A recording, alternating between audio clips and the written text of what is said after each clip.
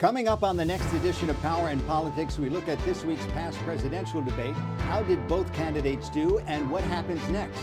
Closer to home, a new synthetic opioid has found its way to Florida with devastating consequences. We'll explore the psychology of drug addiction.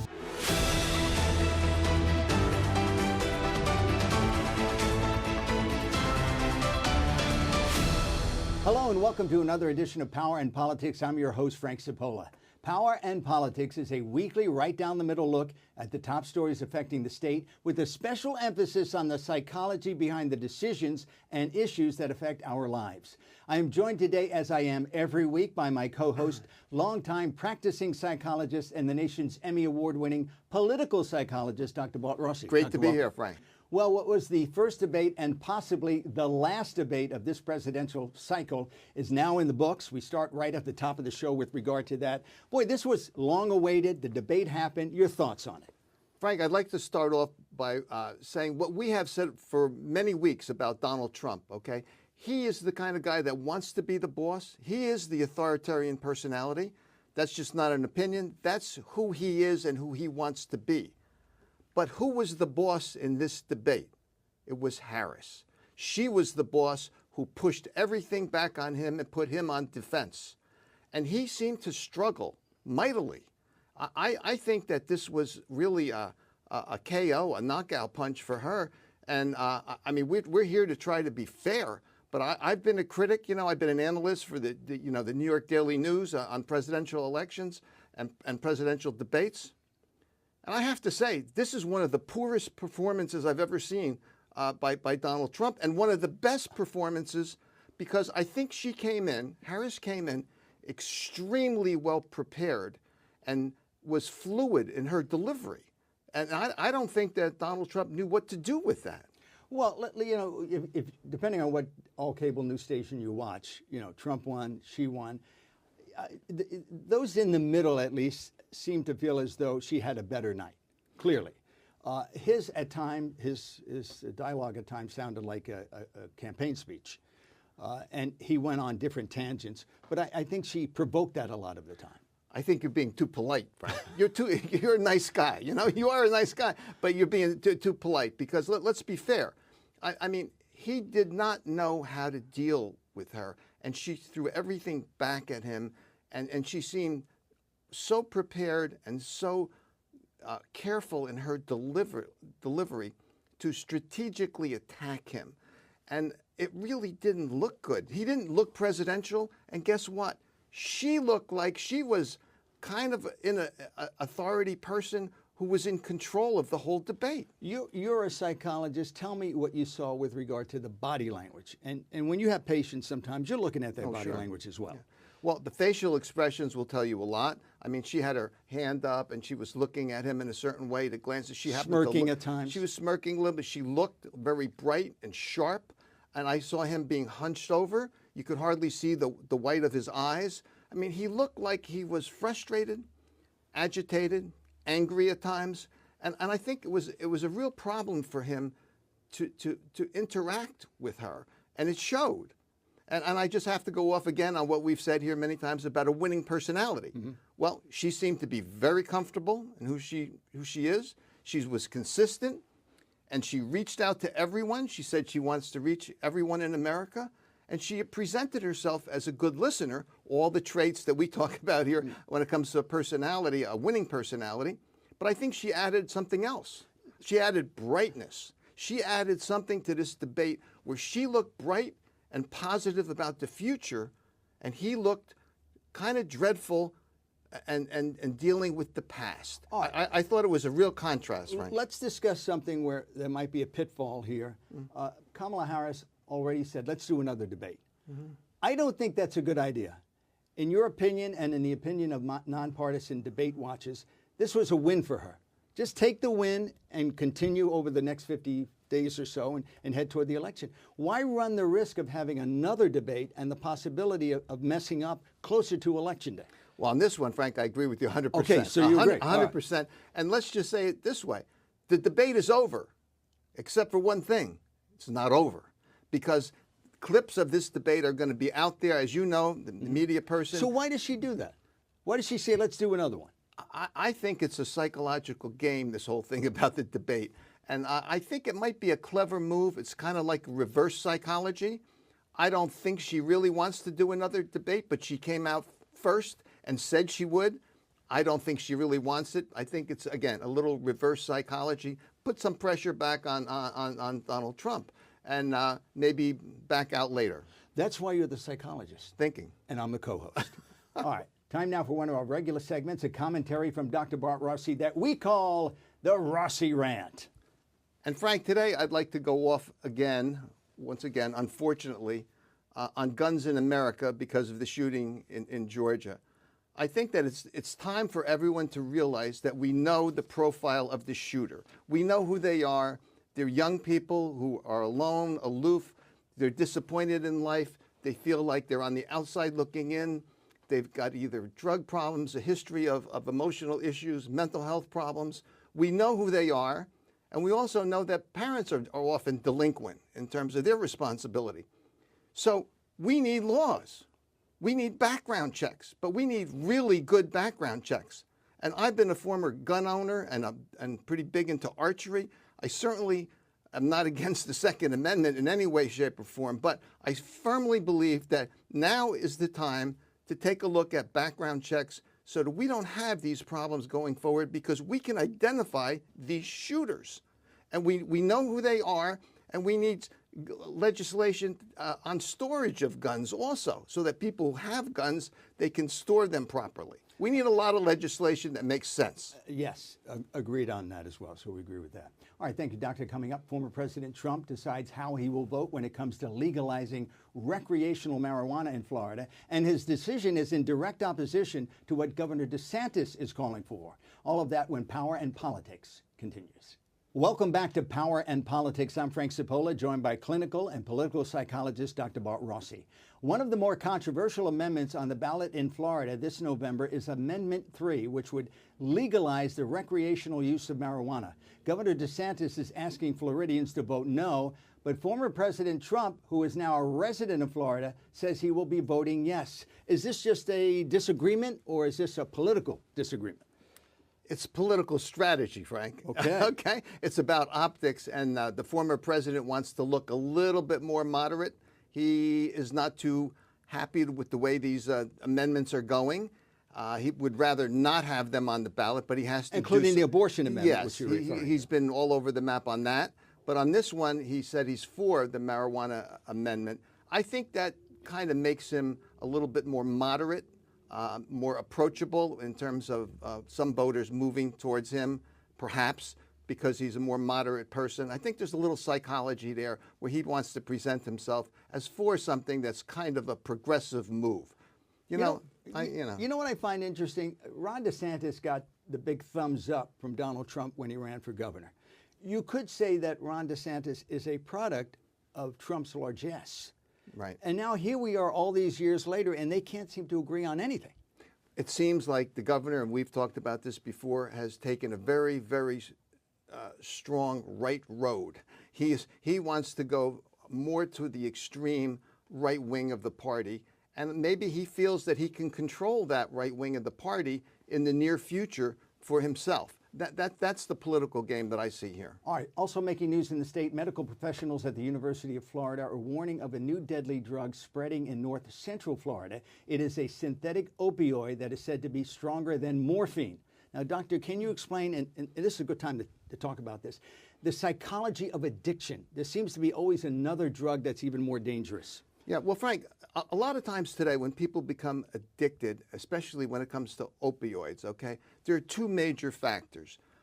One today is they have pain. It could be a disc on a nerve. It could be an injury, It could be anything, a fall, and they're in excruciating pain, a lot of nerve issues involved.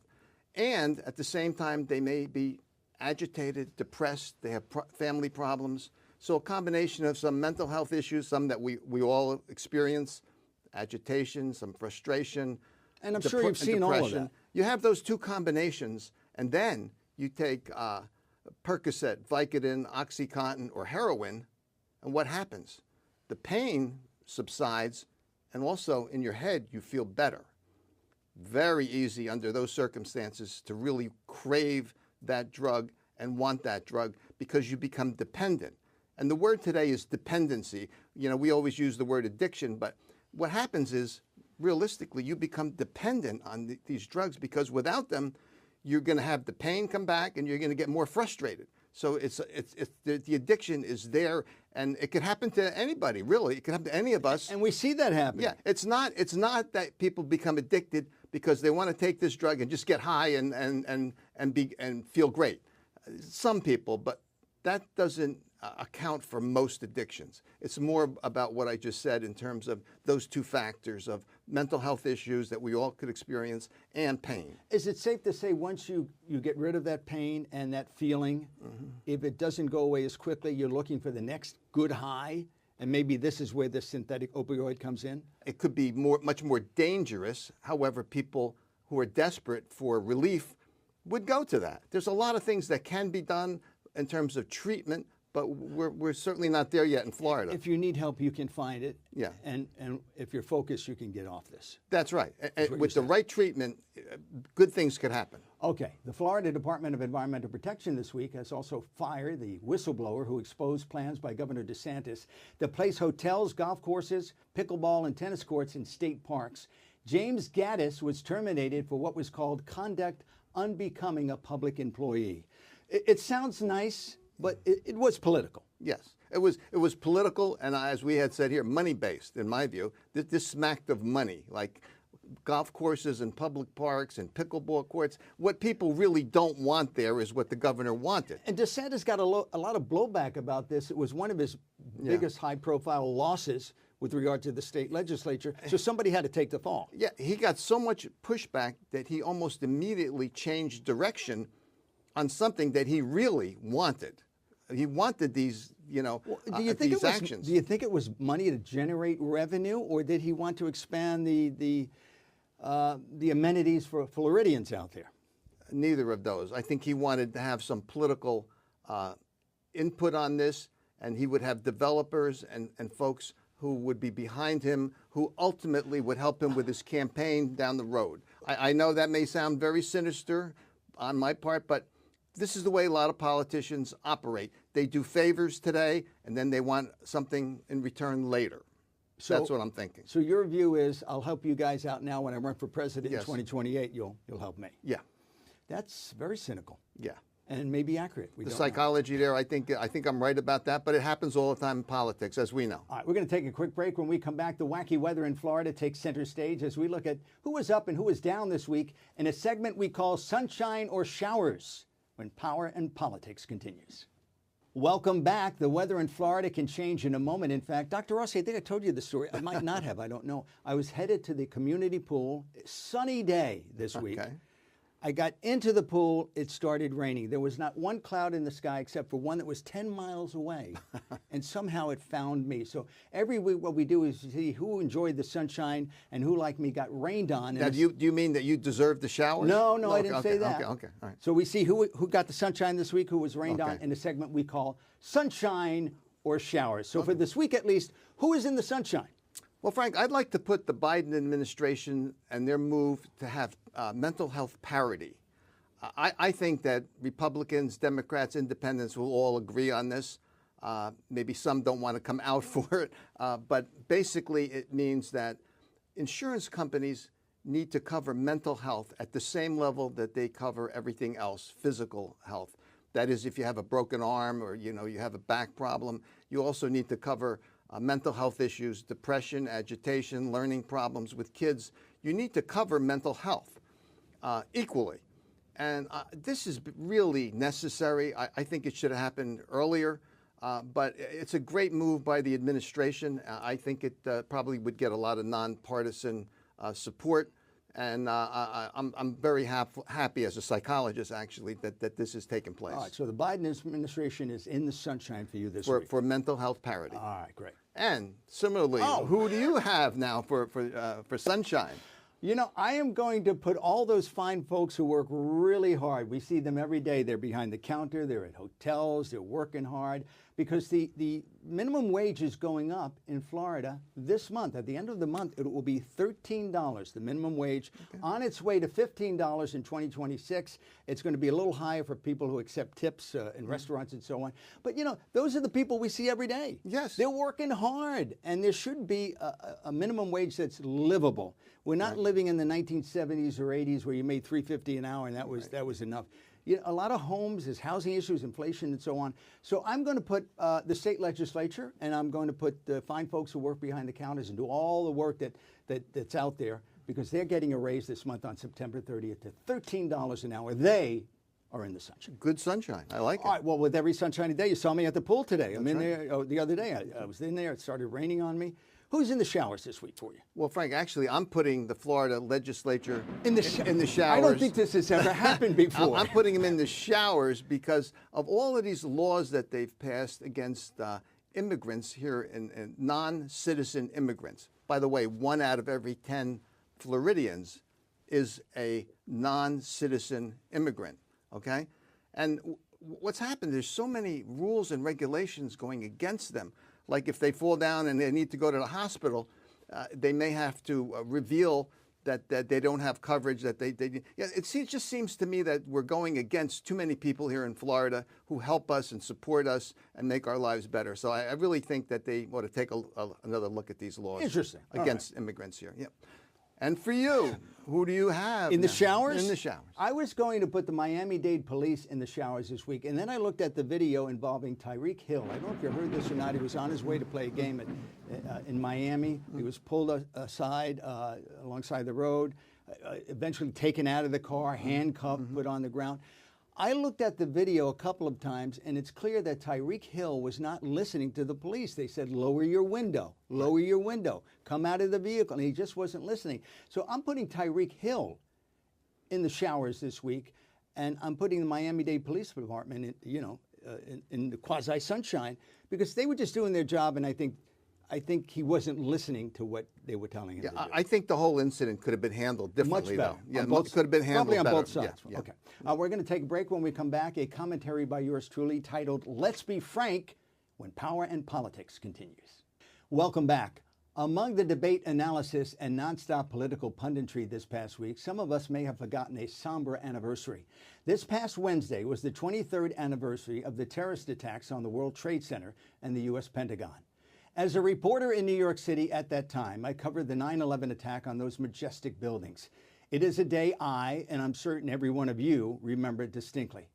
But do you remember what happened following the attack? We joined as one nation, putting aside for a long time after our political differences and petty disagreements. I can remember interviewing people all around New York City who spoke of unity and in some cases love for their country and their fellow man. I remember the long lines at the blood donation centers, blood, it turns out, which was not needed since there were no survivors. If there was one good thing that came from that awful attack, it was our shared unity. Now look at us. The same reporters who spent day after day reporting from ground zero are now screamed at rallies and dismissed as purveyors of fake news. Dozens of others who worked by my side never lived to see what we became. They were taken in the prime of their lives, their bodies riddled with all sorts of cancers from the pulverized steel, metal, and plasterboard that spewed from ground zero. Not many know that 5 local TV technicians died on 9/11, trapped on the roof of the North Tower while maintaining the Trade Center's skyscraping antenna. Others, like a photojournalist I traveled with often, still suffer from all sorts of ailments, in his case, early onset Parkinson's disease. The sacrifices of my news media colleagues in no way diminishes the contributions and losses of the first responders, fire, and police officers. This is a commentary that honors all who helped that day and in the days that followed. It's also a call for national unity as we move into the home stretch of a hyper-partisan political season. When we break it all down, we are all Americans. Political parties are a construct of man. In fact, in the beginning of our republic, there were no political parties, just people creating a new nation. It's important to remember we are one nation, and it's long past time we act accordingly. We'll be right back. That's it for this week's edition of Power and Politics. On behalf of my co-host, political psychologist Dr. Bart Rossi, and the fine people working behind the scenes, thanks for joining us. As always, we'd like to know what you think. Visit us at powerandpolitics.tv or email us at info@powerandpolitics.tv. We'll see you again a week from now at this time and on this same station. Have a great week.